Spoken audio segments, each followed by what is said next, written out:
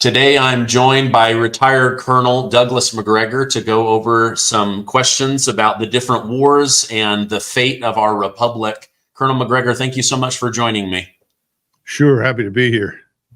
So just some background for my audience. Colonel Macgregor, retired colonel, specialized in tanks. He's now the CEO of Our Country, Our Choice. I'll talk a little bit more about that. In the last week, presidential candidate Donald Trump picked up endorsement from many Jews and also Arab and Muslim Americans as the guy they believe can end the Israel Hamas, Israel Hezbollah, Israel Iran conflict. Do you see that actually happening? Can he come in and say, I support Israel, but I want the death to stop? What are your thoughts? Well, I did work for him for a short time, and I did get to know him a little bit. And I can tell you that in his heart of hearts, this is somebody who absolutely wants to avoid war.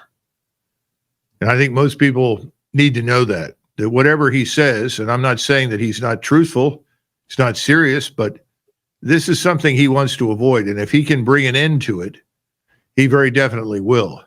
Now, he's obviously going to do whatever he can to ensure or help the Israelis to survive, which is fine. I certainly agree with that 100%. I just don't support or underwrite this terrible campaign in Gaza of mass killing and expulsion, or what's going on in Lebanon. I think those things are counterproductive and dangerous to the future of Israel, frankly. But I think he's very serious about peace. I know he wants to end this thing in Ukraine as soon as possible, and it should end. Nothing good has come of this. The best thing we can do for the region is end it, and I'm quite certain he'll be happy to sign on for neutrality for whatever remains of the Ukrainian state. There's no doubt about it. But he's smart enough to know that at this point, the Russians have fought a long campaign. They could have handled things a lot differently and done a lot more damage than they have. He knows the truth, which is at least 600,000 Ukrainian soldiers have died. An estimated 1.2 to 1.5 million people have become casualties in Ukraine. This has been a disaster. And he knows that it's a corruption pot, that anything you put into it, at least 20 to 50% of it is stolen. So he's certainly interested in ending all that. When it comes to the Middle East, he knows it's going to be tougher. But I think that he would also be willing to sit down with both President Putin and President Xi to sort things out. And that's really what we desperately need. The great powers that used to come into these kinds of events and end them and craft a solution with which most everybody could live no longer exist. And that needs to come back. And I think he'd be willing to do that. Yeah. The media significantly downplays the number of people that have died. But from interviews that I've watched of the former president, he uses the same numbers that you just quoted, hundreds of thousands, millions, deaths on both sides. He doesn't seem to shy away from the truth like the mainstream media, yet you have, CNN trying to bully him into a corner. Oh, do you want Russia to win or Ukraine? And he's like, I just want the death to stop. I want people to stop dying. I believe that will be his sole focus. Is there's going to have to be concessions of land. There's going to have to be both sides not liking some aspect of it. But if we can stop the death and save the Ukrainian people and the culture and make this thing stop, I do believe, I agree with you. I think that's the direction he wants to push very, very quickly. Well, I don't know how much really accurate information he gets. The Russians have sustained about 125,000 casualties, of whom 60,000 are dead. You compare that to the Ukrainian picture, and for every Russian soldier killed or wounded, you've had 6 or 7 Ukrainian soldiers killed or wounded. So it's been a very unfavorable exchange rate. I think he's aware of that. This is pointless, but he knows something else, and this is what nobody bothers to point out. We have no strategic interest, contrary to what Lindsey Graham and his friends in the Senate have said, in who owns or operates Eastern Ukraine. We just don't. We as a people, as a nation, have never had any interest in that whatsoever. And the borders in that part of the world, Stephen, have changed hundreds of times over the last 1,000 years. So the notion that there's something sacrosanct has been broken if borders change and territories exchange is nonsense. So I think he's quite capable of ending that. I think the tougher nut to crack is going to be Israel, simply because of the enormous financial power of the Israel lobby here inside the United States. And he wants to maintain good relations there. He wants to see Israel survive, but he's stuck with this man Netanyahu. And I don't see anything terribly reasonable or compromising in any way, shape, or form about him. Okay. Staying on the Israel topic, has Israel bitten off more than they can chew at this point? Or is attacking Iran over and over again the best strategy? Because from my perspective as a non-military person, to me, it looks like they're just taking turns punching each other in the arm with missiles. But eventually this thing is going to get out of hand. I think it's already out of hand, frankly. And I think you're onto something very important. What is the strategic objective and goal of this whole thing? Well, in theory, it started out as a punitive operation against Gaza to punish them for their intervention in Israel. At the same time, since 7 October of last year, you've had a lot of evidence emerge that suggests the Israelis actually were told. The Israeli top leadership was aware that something was coming, and they either chose to ignore it deliberately or they simply didn't pay attention. You have Israeli women in the Israeli Defense Force who were there and tasked with the requirement to constantly monitor everything that happened in Gaza. And I've been over there and I've seen Gaza from the outside, and I can tell you the Israelis had that place wired. Nothing happened over there without them knowing it. It's very hard for me to believe that they were not aware. And then, of course, you have the deputy chief of intelligence in Egypt who says that he called the Israelis the day before and said, look, we see a really terrible event emerging. We think you're in for a major attack. So between the Israeli women in the intelligence business, and I'm sure they aren't the lone rangers, they made it very clear that they briefed in detail on what was coming, and they were told, you're wrong, go away. Now we have the deputy chief of intelligence in Israel saying the same thing. So I'm beginning to think that there was an attempt, or let's put it this way, there was the intention to let this unfold, thinking that this then could be leveraged to justify something that many Israelis have wanted to do really since the early 1950s, late 1940s, and that is to expand this Nakba, this mass expulsion of Arabs from the Israeli side of the Jordan out of the country. And at the same time, they said, we'll settle accounts with everybody else that we don't like, and we will establish our supremacy in the region, period. And I think they believed that they could do this, first of all, because of their experience with Arabs in previous wars, that they were weak and could not stand up to a serious military attack. And I think they've discovered that, surprisingly, despite the horrific losses in Gaza, and the Lancet medical journal in England has reported 189 to 190,000 men, women, and children killed or wounded or maimed or harmed in Gaza. And that number has only grown since they published it. And at the same time, they've gone into Lebanon now. They've discovered that Hezbollah is very tough. They're not beaten. They're not defeated. They may have been somewhat diminished, but they're still launching attacks against Israel. And I think we haven't even seen the true strength of Hezbollah at this point. Hamas is still there. Every time they send somebody into an area that is cleared, they're attacked. So what do you do if you're Mr. Netanyahu? You've essentially stumbled badly in Gaza. The whole world hates you for what you're doing. And you now have impaled yourself to some extent on Hezbollah. And the forces that were there on the ground have been largely withdrawn back into Israel. And your force on the ground is exhausted. Well, you have an air force that is still the best in the region, one of the best in the world. You have lots of munitions from the United States, no shortage. Well, attack Iran. And they've been attacking Iran now off and on for months. These assassinations were certainly not accidental. Lots of attacks by the Israelis in Syria, now in Lebanon, destroying essentially Beirut, pushing 1.5 million Lebanese out of the country as refugees headed now through Syria for Turkey. I mean, it's a catastrophe. Well, what do you do next? Well, you attack Iran because you desperately want us to become involved in the war. If we don't become involved with the Israelis and we cannot be entangled in the war with Iran and we don't attack Iran, I think they've discovered they can't win. And of course, that was never the case in the beginning, in my judgment, but I think that's sunk in. Now, it's interesting that today it was reported that, according to a spokesman, that Mr. Netanyahu is open to mediation to end the fighting with Hezbollah by Russia, by Mr. Putin.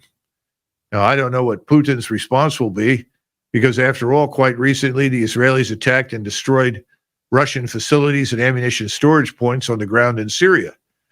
And Mr. Putin is very close to the Iranians and made it very clear that he will not tolerate the destruction of Iran by us, by Israel, or anybody. So under the circumstances, I don't know what the Israelis expect to get.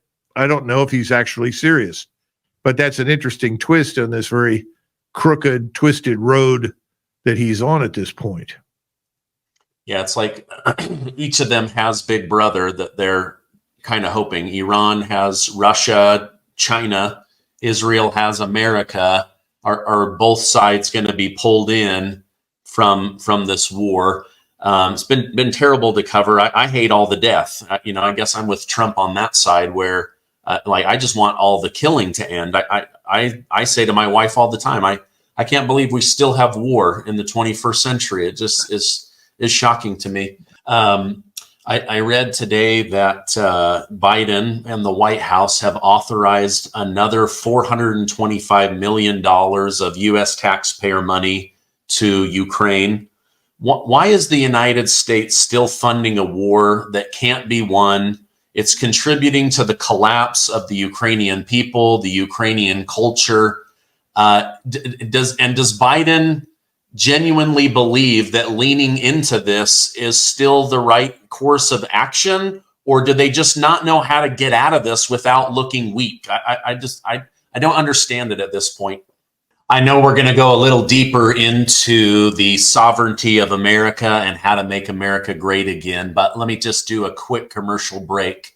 I hate to say this, but the US dollar isn't as strong as it used to be, and our government is the number one reason why. Under Joe Biden, the dollar has lost 26% of its buying power. You feel it, I feel it, we're all feeling it. Meanwhile, inflation is still out of control and the cost of everything is up. But so is gold and silver. Think about this. If you had to bet in 20 years from now, what will be worth more, the US dollar or gold? I'm going with gold, which is why I have them as one of my sponsors. Colonial Metals Group is the group that I trust to help my friends, my clients, you guys, to understand gold and buy gold and silver. They are professional. They are good listeners. They are also good educators. So if you have an IRA, did you know that you can now buy gold and silver in a self-directed IRA, and they can help you with that? I really believe in the power of gold and silver. In fact, last night I had dinner with a very successful financial planner. I asked him, do you guys just push stocks and mutual funds, or do you ever talk about gold and silver? He said, we always give exposure to gold and silver to our clients. So this is not something new, but it may be something new to you. Now, we've put together a special offer for our audience. You can get a safe and up to $7,500 of free silver by reaching out and becoming a client of Colonial Metals Group. Check this out. I want you to call 800-807-2143 or go to colonialmetalsgroup.com/Stephen-Gardner. I will leave that link down below to make it easy. All right. Now, Colonel, what were you saying? Well, let's say it's all of the above, but in the final analysis, Steve, Ukraine is on life support from the United States. In other words, the patient's on the operating table. He's hooked up to the machines. The patient is no longer conscious. The patient can't do anything, but the heart beats. And the objective is to keep the patient on the heart machine until the bitter end. And the bitter end comes after the election. So the hundreds of millions of dollars will probably largely vanish into the black hole of corruption. I think you'll see all the senior military people paid off. The whole government is on the take. Everybody is being paid to do what they're doing. We're literally maintaining a kind of Ukrainian Disney World, only instead of being a place for entertainment, it's a place for criminality and corruption. And these people are going to continue to play their roles and their parts until the election is over. And I'm sure sometime between now and Christmas or New Year's, Mr. Zelensky, probably lots of his generals and colonels and other commanders in the field, along with the secret police, will all start to disappear. You'll start to see automobiles fill up with cash and people steal away in the night. And it'll eventually die. But at that point, it's after the election. And Washington's attitude is, well, it doesn't matter then anymore.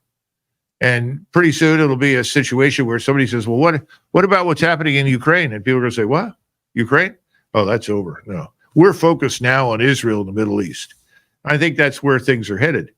Now, I'm worried that things with Israel and the Middle East won't turn out to be any better.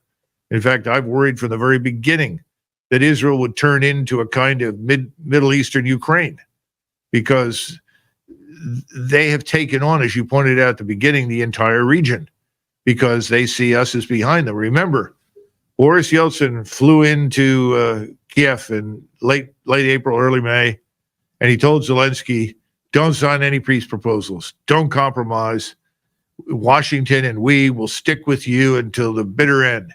You will have the scientific industrial power of the United States and NATO behind you. You'll have everything you need. You are going to win. And so Zelensky, who was already, a paid actor at that point to do whatever we wanted him to do, said, well, then fine, forget it. Now here he is. That has not turned out to work. I think you might end up with another situation similar to that in Israel if we're not careful. Yeah. Okay. Sorry. Going back to the election. Let's say Donald Trump wins. What do you see happening? Like, this thing just immediately starts wrapping up before he's even inaugurated? What if Kamala wins? Do they still say, wait a minute, she's not going to support us the same way Joe Biden did? Let's start collapsing this thing. What are your thoughts on the two different paths that could go down? I think there will be a tendency to ratchet down events in Ukraine. There will be a recognition that President Trump is going to put an end to it in any case. Now, I don't think it will stop all at once, but it will be a diminished presence. Resources will begin to dry up. Very little will come their way because it's over. Everybody knows it's over. There's no point in wasting more money that we are simply printing to fill the void.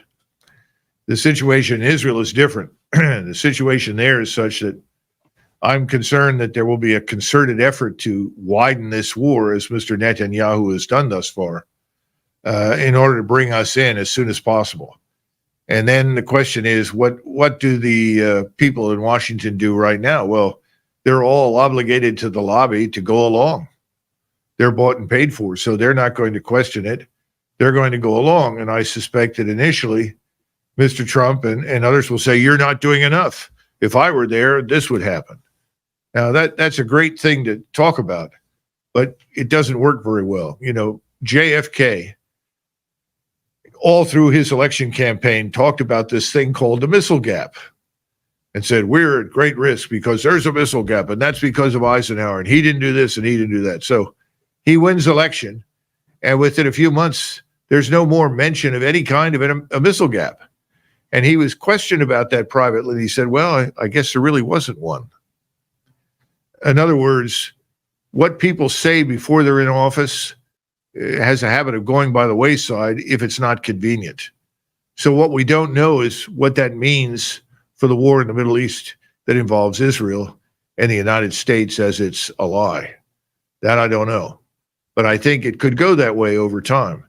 And how long is the attention span of the American people? One of the questions that nobody asks is, what if we lose a couple of hundred people in one day?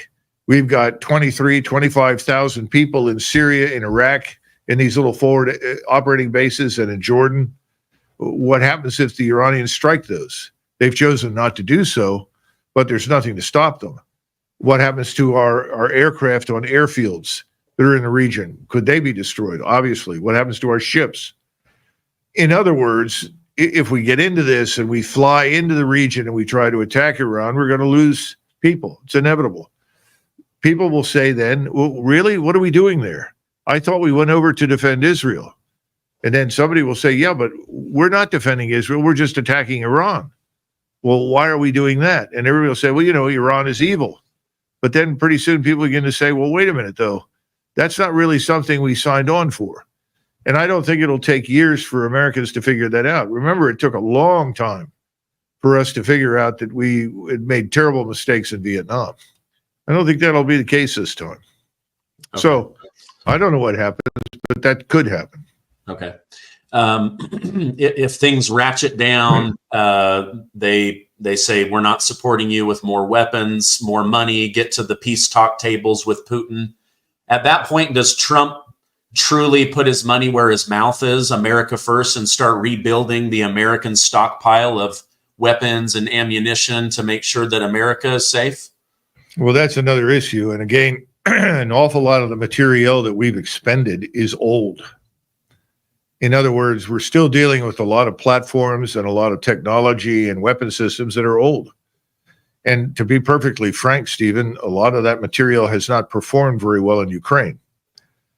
As I tell people all the time, the biggest mistake you can make is to pour money into a failed operation. Don't pour more money into the Department of Defense. Build a new defense. So we need a new national military strategy. In fact, we need a new national strategy. You never hear anybody talk about it, but we really do. In other words, where are we going to put our resources? What are we going to build? And everybody says, well, AI. Listen, the AI bubble is on the verge of bursting. It's not what it's cracked up to be.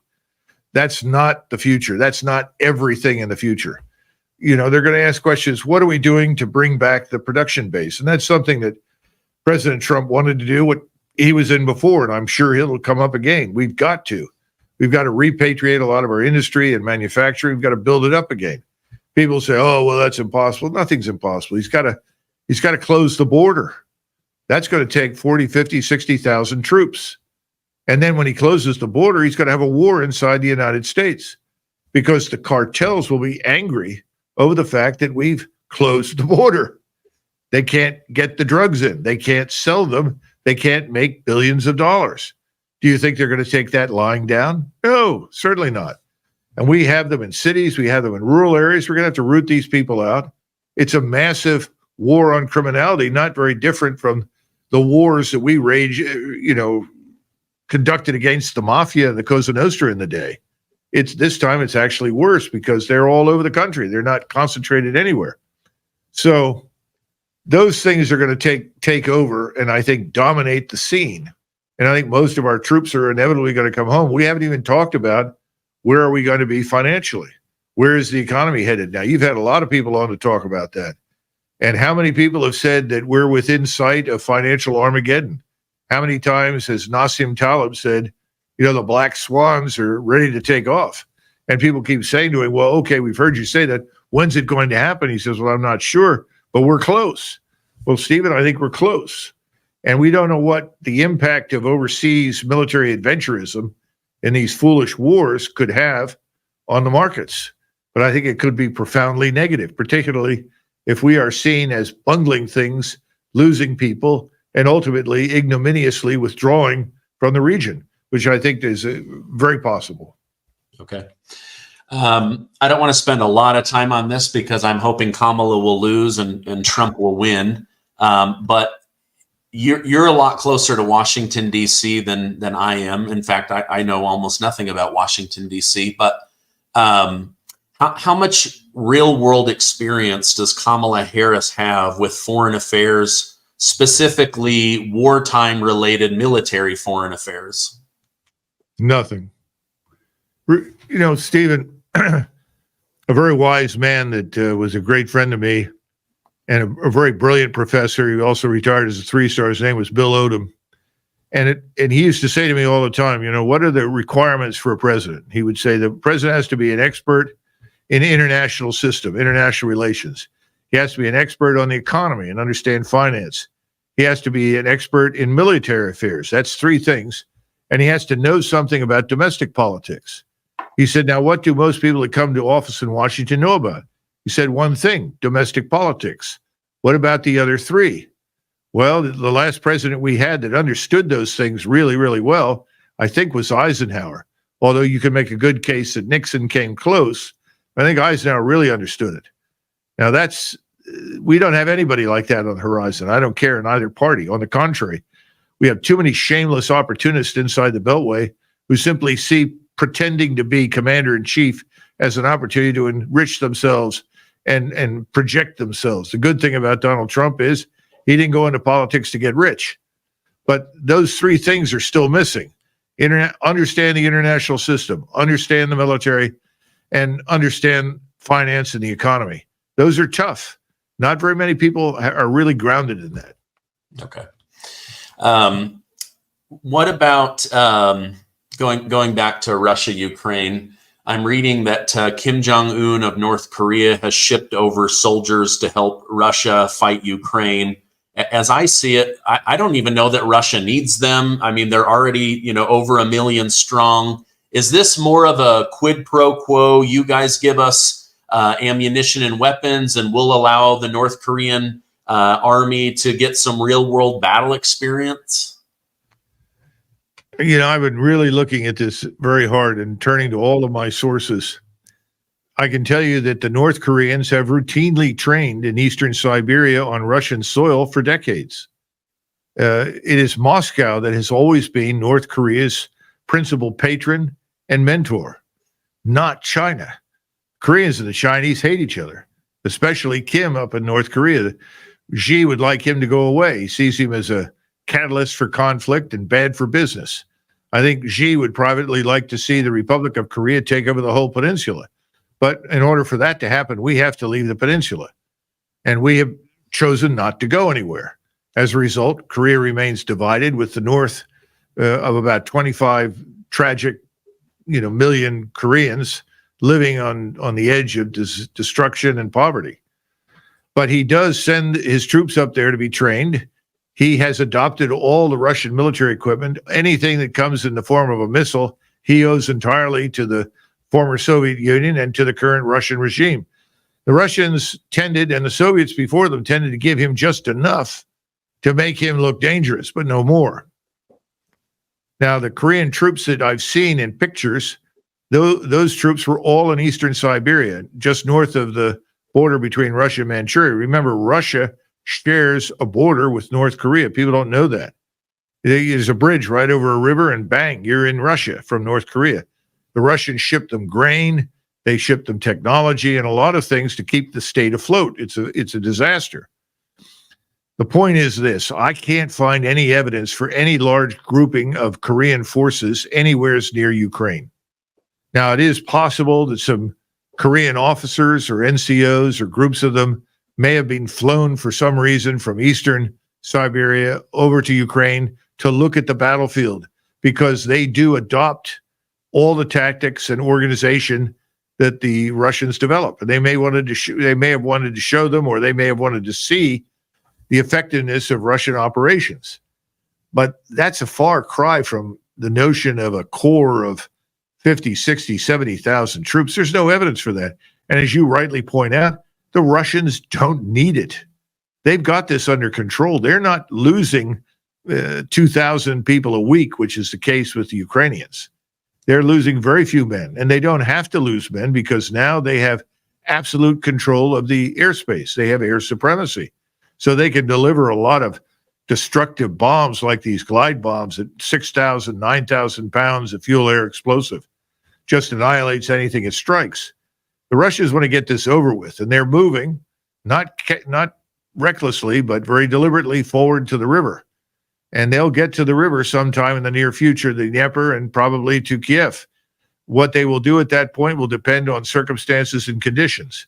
Everything the Russians are doing is about securing themselves and Russia. They didn't go into this war to conquer anything.